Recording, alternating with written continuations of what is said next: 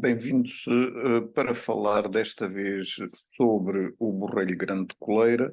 Temos então aqui o Gonçalo Elias. Estamos a falar da sua 54ª observação ou espécie identificada, e ainda estamos naquele período daquele agosto de 88, não é verdade? Olá Zé, é verdade, estamos ainda na primeira semana de agosto de 88, de tal mês memorável, e continuamos por São Martinho do Porto. Ora, eu tinha referido numa das conversas anteriores que conheci um indivíduo que me levou lá a uns campos nas imediações de São Martinho do Porto, que eram assim uns terrenos, uns campos abertos. Eu acho que aquilo não estava cultivado. E eu depois, nos dias seguintes, até voltei mais do que uma vez ao local, porque aquilo era perto. Eu ia de bicicleta e fui explorar aquilo melhor. E aquilo tinha lá, assim, uma espécie de...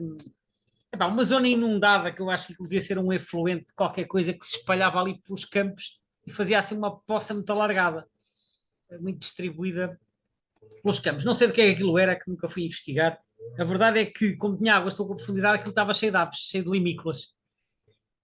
Que em agosto já aparecem muitas limícolas a passar. É claro que eu na altura não percebia praticamente nada de limícolas, porque repara, nós até agora só falámos de duas espécies de limícolas, que foi o pernilongo e foi o perna vermelha, que são espécies fáceis de identificar. Mas aquilo estava cheio de limícolas pequeninas que eu não sabia o que era. Mas eu lá me pus a andar de roda daquilo e a certa altura lá consegui identificar o borrelho grande de coleira. Sei que havia lá mais aves, não me recordo, porque eu na altura também não, primeiro não tinha assim um grande equipamento, depois não tinha experiência nenhuma, e há muitas que são castanhas, provavelmente haveria pilritos e maçaricos e não sei o quê, mas eles também não se achavam aproximar muito. Portanto, neste dia, o único que eu identifiquei bem foi o borrelho grande de coleira. Curiosamente, quando nós falamos em observação de limícolas, principalmente para quem começa a fazer a observação de aves, tipicamente estamos a falar de um mundo assim um bocadinho complicado, se bem que esta é precisamente uma daquelas espécies que até é relativamente fácil de distinguir no meio das outras, mesmo de outros borrelhos, não é? Mais ou menos, ou seja, é fácil distinguir os borrelhos, por exemplo, dos pilritos, né? Porque os borrelhos são assim mais compactos e com um bico mais curto. No entanto, a diferença entre o grande e o pequeno nem sempre é muito fácil, porque eles são parecidos. O borrelho pequeno é um bocadinho mais maneirinho, não tem a lista supraciliar clara, tem as patas mais amareladas em vez de ser cor de laranja, e em voo não tem a risco alar. Mas à primeira vista, se a pessoa não os conhecer bem, pode-se enganar. Eu acho que a confusão é mais por isso mesmo. Mas pronto, o borrelho grande tem as patas cor de laranja, desde que a pessoa aprenda as características chave consegue distingui-los.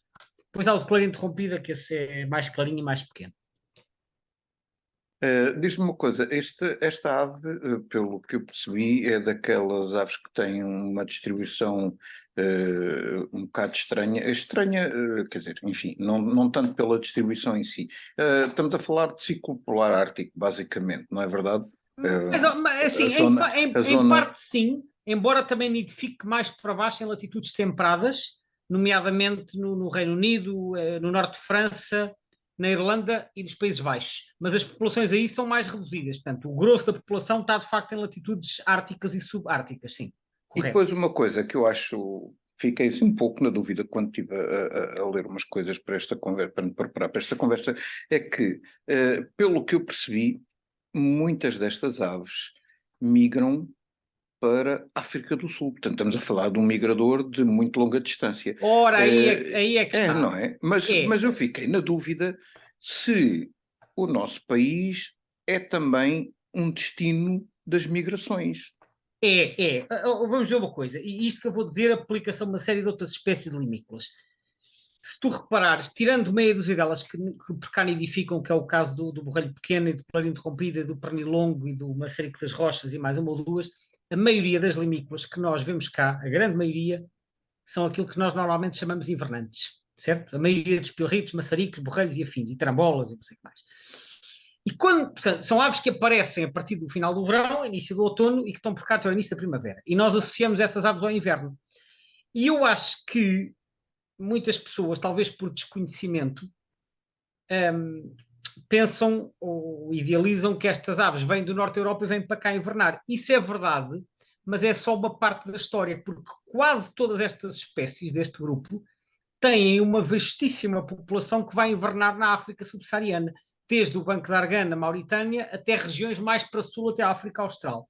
E o que é que acontece? Acontece que durante as épocas de passagem, e estamos a falar essencialmente em agosto, setembro, outubro, e depois novamente em março, abril, maio, há uma imensa passagem, imensa, estamos a falar às vezes de milhares de indivíduos, que param cá para se abastecer, mas que seguem viagem até ao seu destino. E, portanto, há uma fortíssima passagem para a África de limícolas.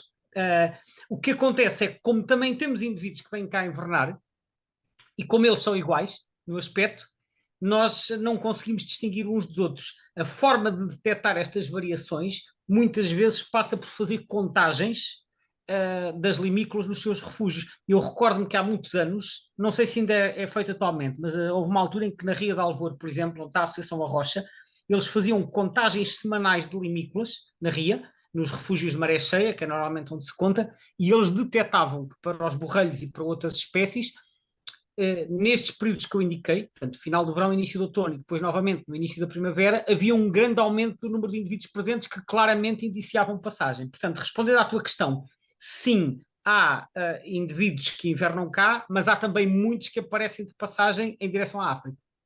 E acontece com esta espécie aquilo que também, julgo que já tínhamos falado aí numa outra conversa mais para trás, de que dá a sensação, pelo menos daquilo que eu estive a ler, que os indivíduos que nidificam mais a norte acabam por ser os que vão mais para sul. Exatamente. É um fenómeno muito engraçado que acontece com outras espécies e não é só com limícolas, que acontece, por exemplo, com as totineiras de Barrete. É aquilo que em inglês se chama leapfrog migration. É aquilo que nós poderíamos traduzir assim um bocadinho à letra como sendo migração em salto de rã. Ou seja, os indivíduos que nidificam mais a sul têm uma migração curta ou quase inexistente, no caso destes que estão nas latitudes temperadas, e os que estão mais a norte fazem uma espécie de ultrapassagem pela direita aos que estão no meio, e portanto fazem as migrações mais longas e são os que vão invernar mais a sul.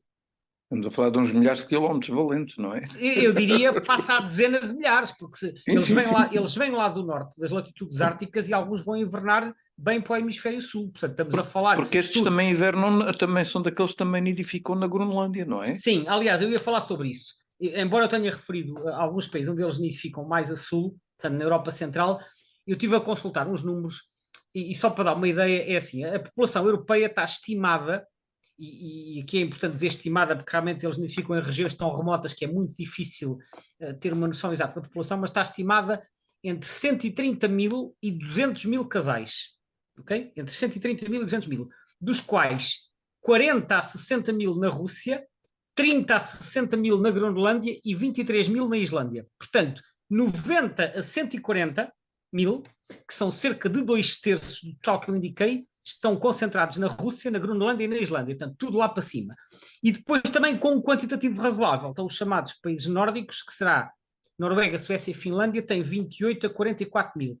Portanto, somando isto com os da Rússia e com os da Groenlândia e da Islândia, isto dá qualquer coisa como 120 a 185 mil nestes países nórdicos, e na Rússia, na Groenlândia e na Islândia.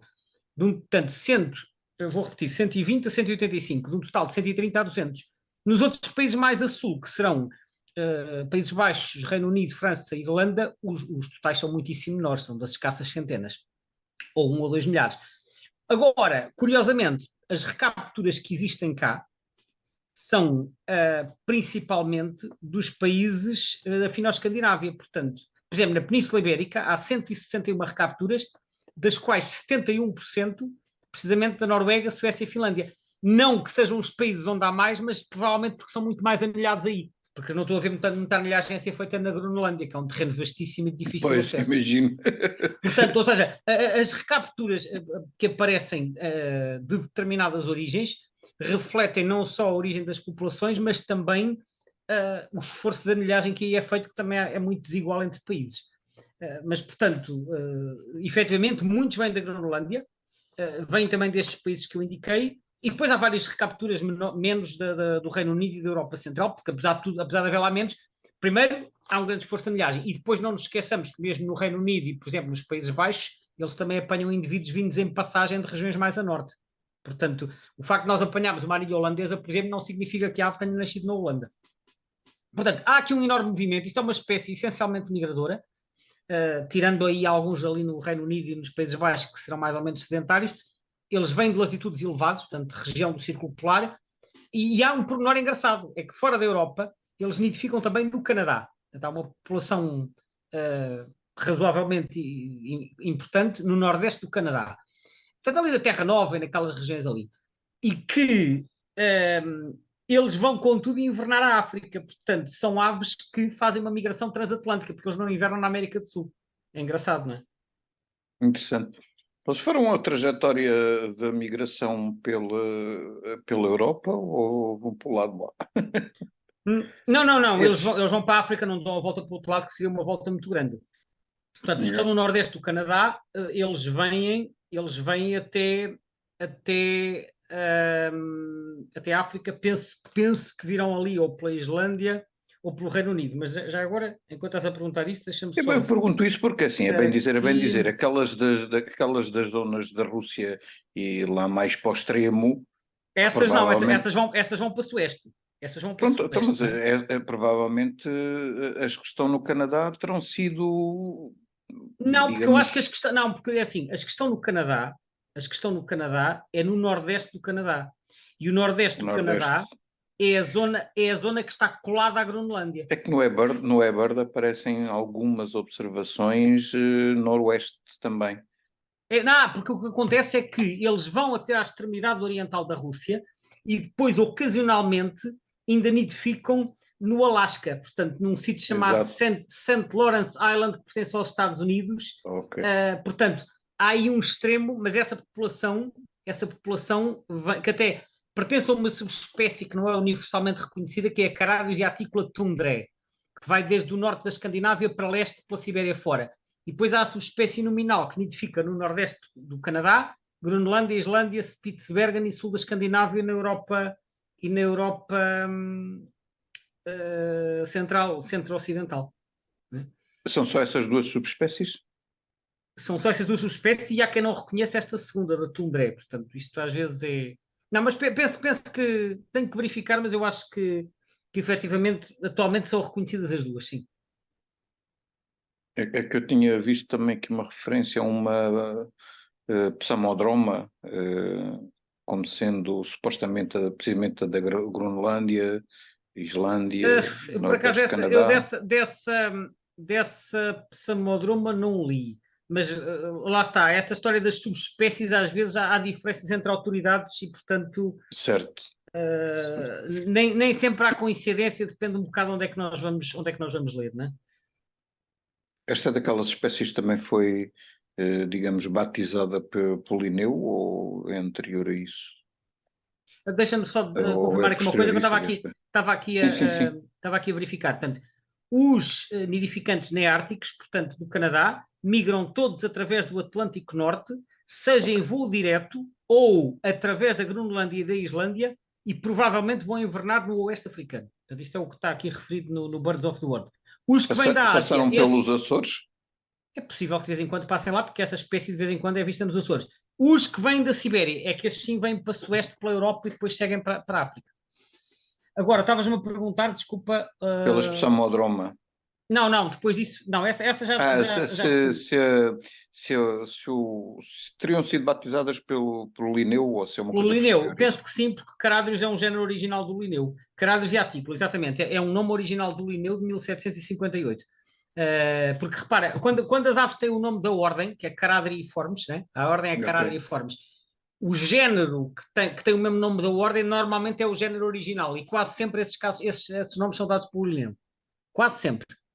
Portanto, o protónimo, que é como se chama o nome original, não é? O protónimo é Caradius e Artícula e era do Linnaeus. A única diferença é que o Linnaeus escrevia as duas palavras com maiúscula. Só mais tarde é que surge aquela regra de escrever o segundo nome, que é o restritivo específico, com minúscula. O Linnaeus escrevia as duas coisas com maiúscula. Então, saltando agora aqui para Portugal, para quem quiser observar esta ave, fotografar ou simplesmente observar, onde é que tu recomendas que se procure e quando? Bom, é assim, isto é uma ave das grandes zonas úmidas costeiras. Portanto, aliás, há muitos anos que são feitas contagens de aves aquáticas invernantes e já se descobriu que há 4 áreas principais de invernada em Portugal. São a Ria Formosa, que pelo menos de acordo com os dados que eu disponho, costumava ser a mais importante, a Ria Formosa e depois a Ria de Aveiro, os estuários do Tejo e o estuário do Sado.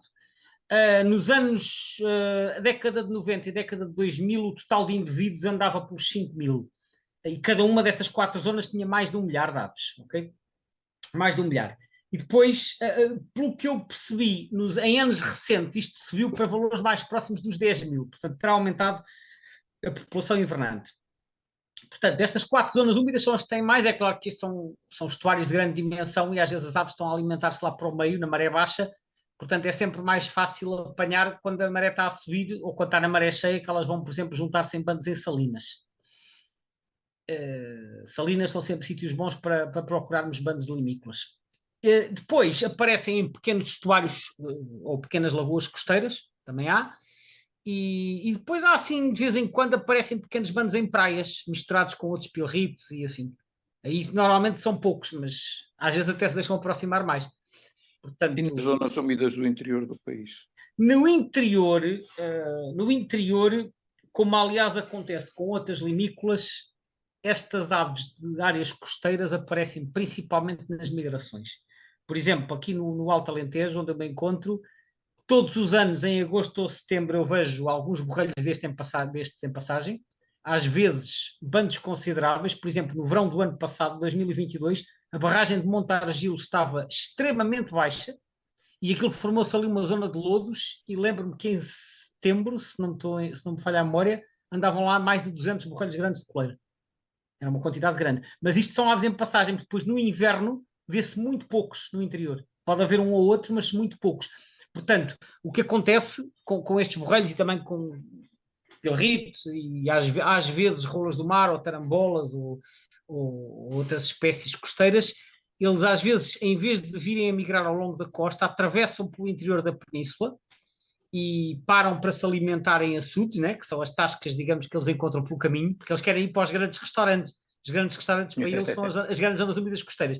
Mas tu sabes como é que é? E tu recordas-te deste tempo em que nós éramos miúdos, íamos de viagem, não havia as áreas de serviço, e portanto íamos de viagem para um sítio distante, não havia grandes restaurantes, paras numa tasca, né?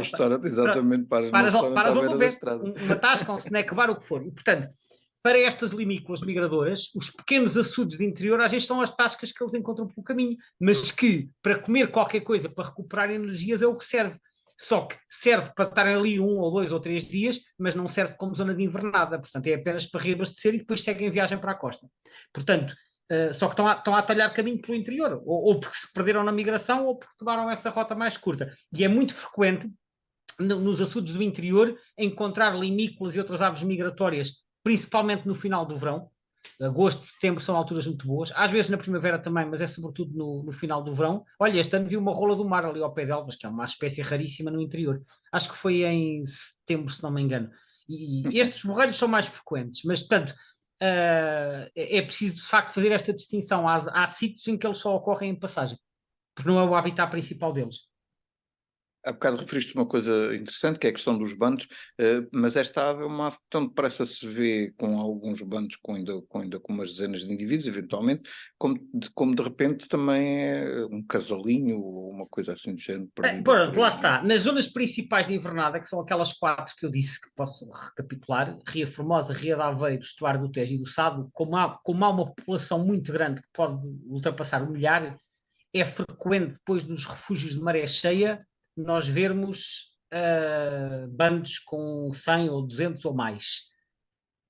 Nestas zonas úmidas mais pequenas, seja costeiras ou de interior, aí normalmente aparecem grupos mais pequeninos, ou aqueles nas praias também aparecem 2 ou 3 misturados com pilritos, como eu referi, mas portanto, tem a ver com o tipo de habitat. Nos sítios principais aparecem quantidades maiores, porque são sítios mais favoráveis.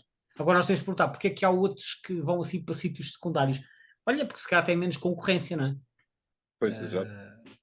Imagino eu, mas também podem simplesmente ter ido a passar ali a imigração e pensar, olha, este sítio é bom, vou ficar por aqui. Mas a verdade é que eles aparecem em pequenos números nesses sítios secundários. E é giro vê-los a alimentarem-se, até porque eles quase sempre andam ali meio a correr, depois fazem umas paradinhas e correm um bocadinho e param, é que é um comportamento bastante típico desta espécie, e quando apanham às vezes assim umas poliquetas ou umas coisas do género e esticam-se todos Porque para sabes arrancar. que uma das grandes diferenças entre os caradrídeos, que é a família que inclui os borrelhos, as carambolas e os abibos, e os pilritos, que são os colopacídeos, é que os pilritos alimentam-se com o bico, usando o bico como sonda e vão sentindo o movimento, não é? Portanto, eles usam o Sim, bico sim. para ciência. Mas os borrelhos não usam o bico, eles usam a visão. E por isso é que tu vês muitas vezes os borrelhos dão uma corridinha, depois ficam parados a olhar, a ver se há movimento. Depois dão mais uma corridinha, e quando vêem um movimento é que vão lá picar. As tarambolas a mesma coisa. Portanto, tem um bico muito mais curto, se reparares, eles não usam o bico para sondar. Não têm essa capacidade de sondar muito em profundidade, só ali mesmo à superfície. E têm que apanhar as presas mais à superfície, como é óbvio. Sim, mas eles usam imensa visão, por isso é que estão muitas vezes parados, mas eles estão parados ali a ver se há movimento de presas, enquanto que os pilritos estão constantemente em movimento, estão sempre a perfurar e a sondar, porque o bico consegue sentir o movimento debaixo do lodo. Portanto, são famílias diferentes, entre outros aspectos, por causa disto. Interessante. Gonçalo, muito obrigado por esta conversa. Deixar só aqui talvez uma nota que no canal YouTube do avesdeportugal.info e também está o link, obviamente, no avesdeportugal.info, na ficha da espécie, tens lá um vídeo sobre identificação de borrelhos, não é? Precisamente, que ajudará a rever quais são as características principais para distinguir as várias aves deste grupo. Ok, muito obrigado, Gonçalo. Obrigado, Zé. Até Até à à próxima próxima. conversa.